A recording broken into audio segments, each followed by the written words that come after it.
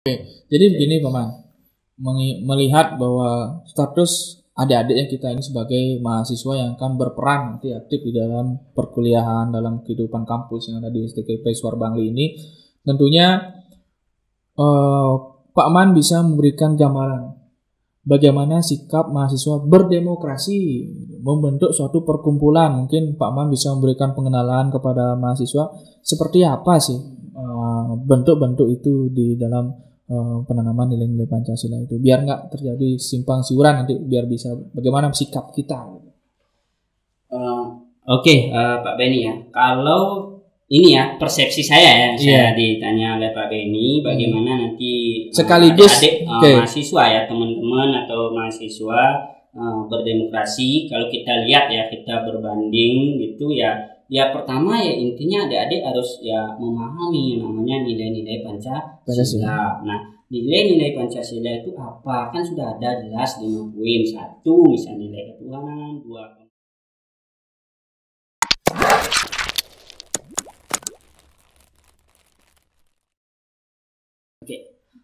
yang kedua itu nilai kemanusiaan, ketiga nilai persatuan, yang keempat ada nilai musyawarah atau nilai gotong royong juga masuk di sana. Kemudian poin yang kelima adalah nilai keadilan. Jangan salah persepsi ya dari mahasiswa ya. Kita membicarakan tentang nilai-nilai, bukan sila-sila Pancasila ya. Nanti bingung ada di rumah.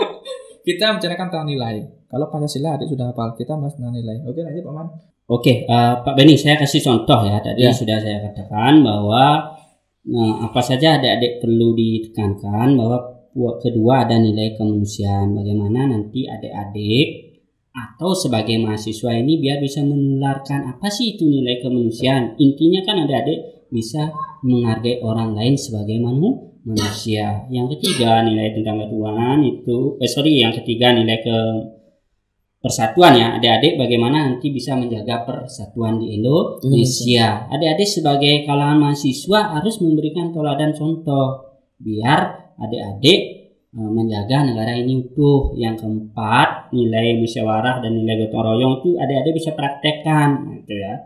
Kalau ada persoalan bisa didiskusikan atau diselesaikan secara musyawarah. Nah, ketika ada persoalan juga bisa kita selesaikan secara gotong royong. Nah, seperti sekarang kita kan mengalami masalah COVID-19, pemerintah sudah menyarankan kita ayo bergotong royong untuk menyelesaikan persoalan ini. Yang poin yang kelima itu adalah masalah nilai keadilan. Bagaimana adik-adik nanti memberikan contoh itu nilai keadilan itu biar bisa dirasakan oleh seluruh rakyat di Indonesia dari Sabang sampai Merauke. Baik, terima kasih atas penjelasan mungkin panjang sekali ya terhadap penjelasan dari Pak Man ini. Mungkin kita bisa lanjut tentang permasalahan berikutnya. Nah, berikut tentunya ada strategi yang bisa dilakukan untuk menggerakkan kembali nilai-nilai Pancasila agar nilai-nilai Pancasila tidak terinfeksi pada masalah-masalah bangsa kita. Bagaimana Pak Man? Terinfeksi gimana nih? Terima kasih Pak Benny ya. Kalau saya tangkap atau memudahlah istilahnya ya. Kita lihat kan di bahasa trennya sekarang kan, sekarang generasi muda agak kehilangan nilai Pancasila. Bukan generasi mudanya ya, saya kira hampir semua masyarakat gitu, tapi tidak semuanya kena ya. Itu Pak Benny ya. Nah, cuman yang perlu kita pikirkan caranya bagaimana kan itu ya. Iya. Kalau kita mengkaji gitu beberapa poin, baik sosialisasi yang telah dilakukan oleh MPR gitu, melihat kenyataan di lapangan gitu, bagaimana cara mengembalikan ya. Inti poinnya di sini kalau kita melihat itu justru pendidikanlah yang menjadi ujung tombak pertama untuk bisa mengembalikan atau menyadarkan masyarakat kita terhadap nilai-nilai Pancasila itu. Adik-adik kan justru Pak kira adik-adik sangat beruntung itu, adik-adik sudah bisa kuliah nanti kan. Apalagi di sini apalagi kuliahnya di STKP gratis lagi kan itu ya. Untuk tahun ini kita kuliah gratis. Itu ada gratisnya itu ya adik-adik ya. Sehingga ini menjadi pointer pertama ya. Nah, itu adik-adik. Nah, itu melalui pendidikan. Yang kedua mungkin itu adalah sosialisasi. Nah, itu Sosialisasi apa yang disosialisasikan? Ya nilai-nilai Pancasila. Nah, siapa yang bertugas mensosialisasikan? Ya salah satunya adalah adik-adik sebagai mahasiswa ujung tombak. Nah itu yang nanti akan memberikan contoh gitu ya. Kemudian berikutnya adalah yang ketiga itu masalah aturan. Ini juga perlu, mungkin kebijakan ini ada di level pemerintah ya. Kalau tidak ada aturan yang jelas nanti kan kadang-kadang masyarakat itu track recordnya atau berjalannya di luar koridor nilai-nilai Pancasila gitu ya. Nah itu, tapi pada intinya kalau Pak lihat itu kan memang jalur pendidikan lah yang paling nanti bisa memulihkan kembali atau mengingatkan masyarakat kita terhadap nilai-nilai Pancasila, bahwa kita harus menyadari bahwa negara ini ada gitu.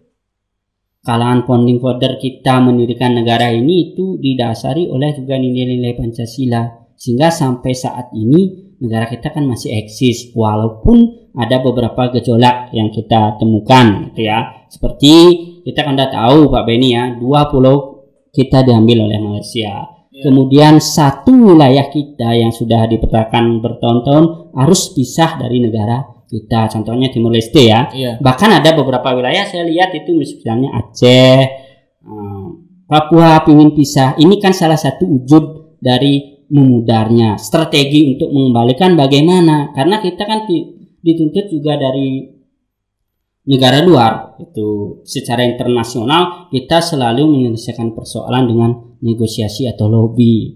Nah itu sehingga untuk mengembalikan ya kita mengadakan pendekatan. Nah contoh sekarang kalau kita lihat Aceh, Papua kan sudah agak mulai mereda walaupun ada beberapa persoalan yang kita temukan itu ya. Nah, contoh pemerintah sudah mulai membangun di Papua itu strategi-strategi yang digunakan untuk mengembalikan biar masyarakat itu memahami nilai-nilai Pancasila ya, sehingga nanti istilah pengamalan pengayatan nilai-nilai Pancasila itu memang real bisa dipraktekkan di kehidupan sehari-hari. Itu ya Pak Beni ya. Iya, benar sekali bahwa dalam bernegara tentunya pemimpin negara ini khususnya yang kita miliki adalah presiden pasti akan memikirkan kesejahteraan rakyatnya secara menyeluruh. Hanya saja mungkin terkendala hal-hal lain yang bersifat yang mungkin tidak bisa dibicarakan seperti itu.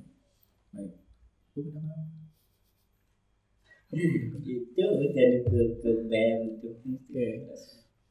Oke, kita lanjut ya. Di STKIP Suar Bangli sekalian kami mengenalkan nilai-nilai Pancasila. Saya di sini akan mengenalkan organisasi apa sih yang ada di STKIP Suar Bangli dalam pengejawantahan nilai-nilai luhur Pancasila.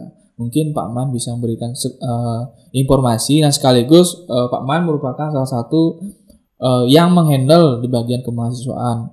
Nah tentunya begini ya adik-adik ya, barang siapa yang mau beasiswa dekati Pak Man. Betul tak? Nah dekati beliau. Jika ada informasi apa, biar paling dulu dapat informasi. Baik Pak Man, gimana tentang BEM? Oke, Pak Beni, mungkin saya tangkap pertanyaannya Pak Beni, bagaimana sih memberikan artinya sebagai mahasiswa bisakah menerapkan nilai Pancasila dalam kehidupan kampus terkait poin demokrasi kan itu ya.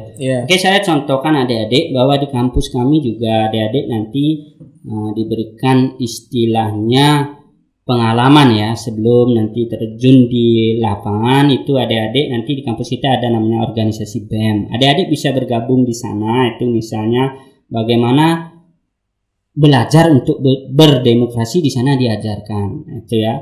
Nah nanti pengejawantahan ilmu yang adik-adik dapatkan dari organisasi BEM itu bisa diterapkan di kehidupan masyarakat nantinya ketika adik-adik sudah betul-betul nanti terjun di masyarakat, apakah nanti menjadi bisnismen atau menjadi guru atau bahkan menjadi pemimpin di lingkungan sekitar adik-adik tinggal itu bagus. Ini kepala desa ya, kemungkinan desa. Kepala desa itu ini siapa kan, tahu jadi presiden ya, mahasiswa kita nanti ya. Siapa tahu kan itu harapan saya sih selaku pendidik itu selalu memikirkan nasib atau masa depannya itu biar adik-adik itu lebih bagus ketimbang saya, kan itu ya Pak Beni ya. Iya. Sehingga nanti Kalau Pak Man penghasilannya 2 juta, mahasiswanya biar Ya, 5 juta lah 5 sekalian. juta, kan itu 2 ya, kali lipat lebih setengah. ya. Nah itu ya.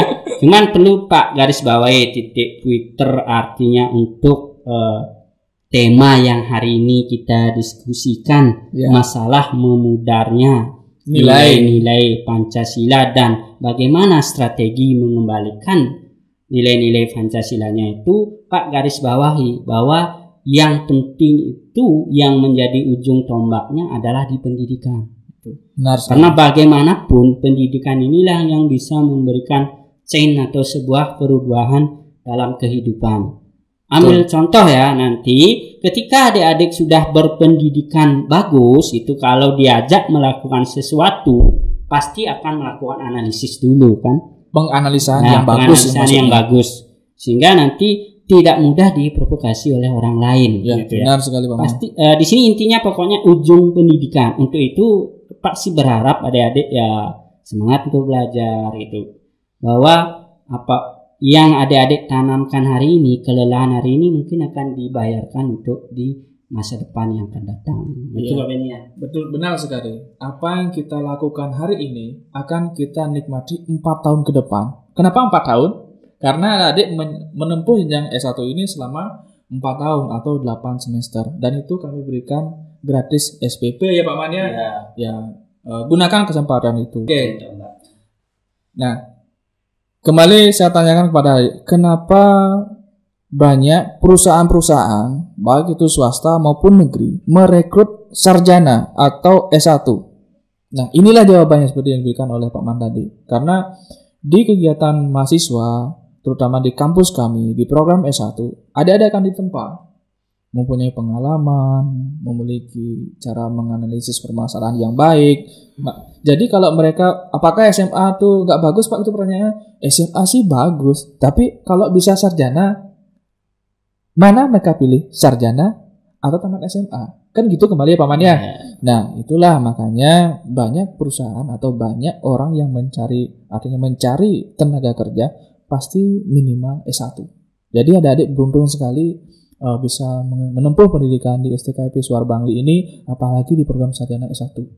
Baik Pak Man, untuk kegiatan closing kita, mungkin Pak Man bisa memberikan saran kepada mahasiswa kita bagaimana langkah ke depannya nanti dalam menempuh pendidikan di STKIP Suar Bangli ini, sehingga nanti hasil akhirnya output mereka itu menjadi mahasiswa yang berkompeten dan memiliki nilai-nilai Pancasila yang tinggi. Oke, terima kasih Pak Beni ya. Sesuai dengan tema kita yang kita bahas hari ini, bahwa bagaimana kita memahami nilai-nilai Pancasila yang semakin memudar di kalangan masyarakat. Nah, strateginya apa? Sesuai dengan Pak katakan tadi, bahwa strategi poin pertama itu adalah melalui pendidikan. Melalui pendidikan di sinilah adik-adik nanti akan ditempa, diajarkan di STKIP Suar Bangli. Walaupun sekarang kita kan proses pendidikan kita di STKIP Suar Bangli juga mengikuti proses perkembangan. Nah, kegiatan hari ini kan kita lakukan adalah berbasis digital atau secara online ya Pak Beni ya. Nanti secara online di sini itu adik-adik diberikan beberapa materi atau pemahaman terkait dengan ini tema yang kita bicarakan hari ini. Nah, cuman langkah yang perlu Pak pingin pesan kepada adik-adik itu adalah bagaimana nanti adik-adik bisa memberikan contoh atau memberikan pemahaman kepada masyarakat sehingga nilai-nilai Pancasila ini dari generasi ke generasi berikutnya itu bisa dipahami dengan baik untuk dijadikan tolak ukur untuk di kehidupan di masa depan. Nah, selama 4 tahun ini kan adik-adik nanti menempuh di STKIP Suar, di sinilah nanti adik-adik diajarkan seperti itu, sehingga kedepannya adik-adik ya yang Pak katakan tadi kan bisa menjadi tenaga yang betul-betul memang dibutuhkan oleh dunia kerja. Karena intinya di samping pendidikan juga nilai-nilai Pancasila itu adik-adik penting dipahami sehingga bisa dipraktekkan dalam kehidupan nyata. Itu Pak Beni. Baik, terima kasih atas saran-sarannya. Bagi adik-adik mahasiswa silahkan nanti saya berharap resapilah dan terapkanlah nilai luhur Pancasila agar kita tidak memalukan gitu. Memalukan dalam artian adik-adik nanti selain di kampus, adik-adik di masyarakat, adik-adik membawa nama kampus agar tidak memberikan kesan negatif di masyarakat. Baik, itu saja pada kegiatan podcast online yang kita lakukan pada kesempatan hari ini. Semoga adik-adik di rumah selalu sehat, dalam keadaan sehat, dan ingat patuhi aturan pemerintah dan jangan melanggar. Jadilah anak baik di rumah. Baik, terima kasih. Sekian.